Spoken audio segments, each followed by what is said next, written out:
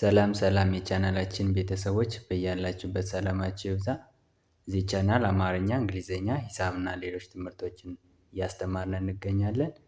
በየትኛውም ዓለም ሆናችሁ መማር የምትፈልጉ ልጆች ካላችሁ +251 9 23 14 67 69 ስልካችን ነው። በየትኛውም ሰዓት ደውላችሁ በመመዝገብ መማር ትችላላችሁ። ዛሬ ይዤላችሁ የመጣሁት የአማርኛ ፊደላትን በእንግሊዘኛ እንዴት መጻፍ እንዳለብን እና ማንበብ እንዳለብን የሚያሳይ ቪዲዮ ይዤላችሁ መጥቻለሁ። ስለዚህ ዛሬ ክፍል 1 የአማርኛ ፊደላትን በእንግሊዘኛ ከሀ እስከ ከ ያሉትን እንዴት ማንበብና መጻፍ እንደምንችል የማሳያችሁ ይሆናል። ደብተርና እስክርቢቶ ይዛችሁ ቪዲዮውን ከጅማሬ እስከ ፍጻሜ በደንብ ተከታተሉ። ወደ ክላሳችን ስንመጣ እዚህ ጋር ክፍል አንድ የአማርኛ ፊደላት በእንግሊዘኛ ከሀ እስከ ከ ይላል። ከሀ እስከ ከ ያሉትን ፊደላት እንዴት በእንግሊዘኛ መጻፍ እንዳለብን የምናይ ይሆናል ማለት ነው። እዚህ ጋር እዚህ ብሎክ ፊደል አለ የአማርኛ ፊደል። እዚህ ጋር አንደኛ ፊደሏ የቤተሰቡ አንደኛ ፊደል እንዴት እንደምትጻፍ እንዴት እንደምትነበብ እዚህ ጋር አንደኛ ፊደል አለ በዚህ ብሎክ። እዚህ ሁለተኛ ፊደላት አሉ። እዚህ ሶስተኛ ፊደላት፣ እዚህ ብሎክ አራተኛ፣ እዚህ ብሎክ አምስተኛ፣ እዚህ ብሎክ ስድስተኛ፣ እዚህ ብሎክ ደግሞ ሰባተኛ እያየን የምንሄድ ይሆናል ማለት ነው። የአማርኛ ፊደል መጀመሪያዋ ሀሌተ ሀ ትባላለች። ሀሌተ ሀ ከነ ቤተሰቧ በእንግሊዘኛ ስትጻፍ ሀ ኤች ኤ ሁ ኤች ዩ ሂ ኤች አይ ሃ ኤች ኤ ሄ ኤች ኢ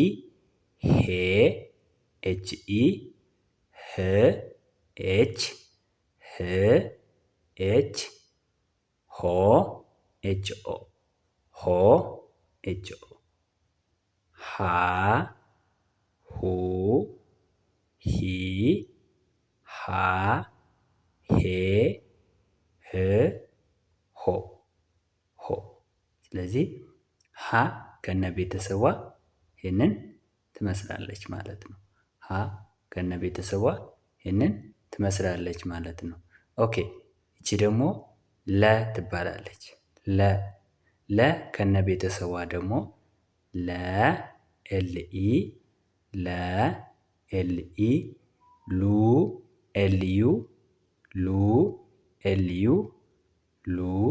ኤልዩ ሊ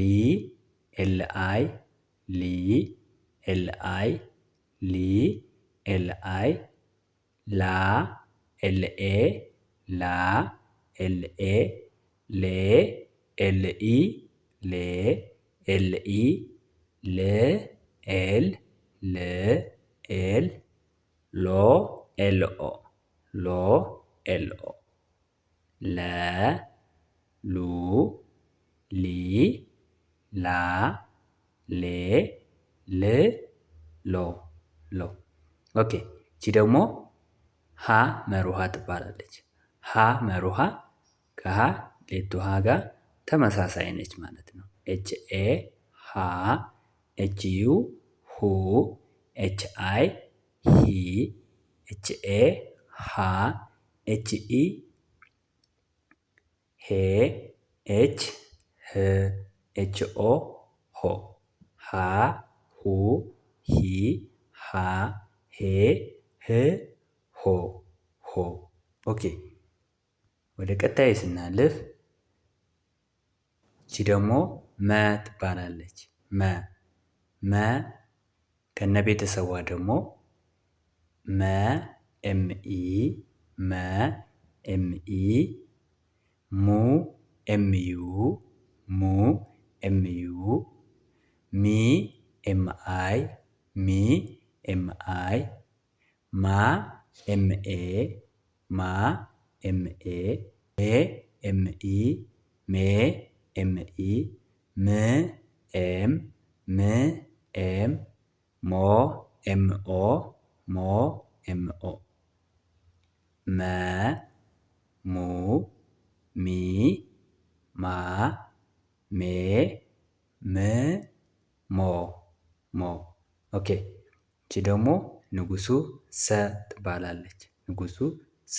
ንጉሱ ሰ ከነ ቤተሰቧ ሰ ኤስኢ ሰ ኤስኢ ሱ ኤስዩ ሱ ኤስዩ ሲ ኤስአይ ሲ ኤስአይ ሳ ኤስኤ ሳ ኤስኤ ሴ ኤስኢ ሴ ኤስኢ ስ ኤስ ስ ኤስ ሶ ኤስኦ ሶ ኤስኦ ሰ ሱ ሲ ሳ ሴ ስ ሶ ሶ ኦኬ። እቺ ደግሞ ረ ትባላለች። ረ ከነ ቤተሰቧ ደግሞ ረ አርኢ ረ አርኢ ሩ አርዩ ሩ አርዩ ሪ አርአይ ሪ አርአይ ራ አርኤ ራ አርኤ ሬ አርኢ ሬ አርኢ ር አር ር አር ሮ አርኦ ሮ አርኦ ረ ሩ ሪ ራ ሬ ር ሮ ሮ ኦኬ። እቺ ደግሞ ሰ ትባላለች ማለት ነው። ሰ እቺኛዋ ንጉሱ ሰ ነች። እቺ ሰዓቱ ሰ ትባላለች። ግን በእንግሊዘኛ ስትጻፍ ከዚህኛዋ ጋር ተመሳሳይ ነች ማለት ነው። ኤስኢ ሰ ኤስዩ ሱ ኤስአይ ሲ ኤስኤ ሳ ኤስኢ ሴ ኤስኢ ሴ ኤስ ስ ኤስኦ ሶ ሶ ኦኬ። ሰ ሱ ሲ ሳ ሴ ስ ሶ ሶ ኦኬ። እቺ ደግሞ ሸ ትባላለች። ሸ ትባላለች። ሸ ኤስ ኤች ኢ ሸ ኤስ ኤች ኢ ሹ ኤስ ኤች ዩ ሹ ኤስ ኤች ዩ ሺ ኤስ ኤች አይ ሺ ኤስ ኤች አይ ሻ ኤስ ኤች ኤ ሻ ኤስ ኤች ኤ ሼ ኤስ ኤች ኢ ሼ ኤስ ኤች ኢ ሽ ኤስ ኤች ሽ ኤስ ኤች ሾ ኤስ ኤች ኦ ሾ ኤስ ኤች ኦ ሸ ሹ ሺ ሻ ሼ ሽ ሾ ሾ ኦኬ። ወደ ቀጣዩ ስናልፍ እቺ ደግሞ ቀ ትባላለች። ቀ ትባላለች። ቀ ቀ ኪውኢ ቀ ኪውኢ ቁ ኪውዩ ቁ ኪውዩ ቂ ኪውአይ ቂ ኪውአይ ቃ ኪውኤ ቃ ኪውኤ ቄ ኪውኢ ቄ ኪውኢ ቅ ኪው ቅ ኪው ቆ ኪውኦ ቆ ኪውኦ ቀ ቁ ቂ ቃ ቄ ቅ ቆ ቆ ኦኬ። እቺ ደግሞ በ ትባላለች። በ ትባላለች። በ ቢኢ በ ቢኢ ቡ ብዩ ቡ ብዩ ቢ ቢአይ ቢ ቢአይ ባ ቢኤ ባ ቢኤ ቤ ቢኢ ቤ ቢኢ ብ ቢ ብ ቢ ቦ ቢኦ ቦ ቢኦ በ ቡ ቢ ባ ቤ ብ ቦ ቦ ኦኬ። ይቺ ደግሞ ተ ትባላለች። ተ ትባላለች። ተ ቲኢ ተ ቲኢ ቱ ቲዩ ቱ ቲዩ ቲ ቲአይ ቲ ቲአይ ታ ቲኤ ታ ቲኤ ቴ ቲኢ ቴ ቲኢ ት ቲ ት ቲ ቶ ቲኦ ቶ ቲኦ ቶ ቲኦ ተ ቱ ቲ ታ ቴ ት ቶ ቶ ኦኬ። እቺ ደግሞ ቸ ትባላለች። ቸ ሲ ኤች ኢ ቸ ሲ ኤች ኢ ቹ ሲ ኤች ዩ ቹ ሲ ኤች ዩ ቺ ሲ ኤች አይ ቺ ሲ ኤች አይ ቻ ሲ ኤች ኤ ቻ ሲ ኤች ኤ ቼ ሲ ኤች ኢ ቼ ሲ ኤች ኢ ች ሲ ኤች ች ሲ ኤች ቾ ሲ ኤች ኦ ቾ ሲ ኤች ኦ ቸ ቹ ቺ ቻ ቼ ች ቾ ቾ ቺ ደግሞ ብዙሃኑ ሀ ትባላለች። ከሀሌተ ሀና ከሀመር ውሃ ጋር ተመሳሳይ ነች ማለት ነው። ኤች ኤ ሀ ኤች ዩ ሁ ኤች አይ ሂ ኤች ኤ ሃ ኤች ኢ ሄ ኤች ህ ኤች ኦ ሆ ሃ ሁ ሂ ሃ ሄ ህ ሆ ኦኬ። ወደ ቀጣይ ስናልፍ ነ ትባላለች። ነ ኤንኢ ነ ኤንኢ ኑ ኤንዩ ኑ ኤንዩ ኒ ኤንአይ ኒ ኤንአይ ና ኤንኤ ና ኤንኤ ኔ ኤንኢ ኔ ኤንኢ ን ኤን ን ኤን ኖ ኤንኦ ኖ ኤንኦ ነ ኑ ኒ ና ኔ ን ኖ ኖ ቺ ኘ ትባላለች። ኘ ትባላለች።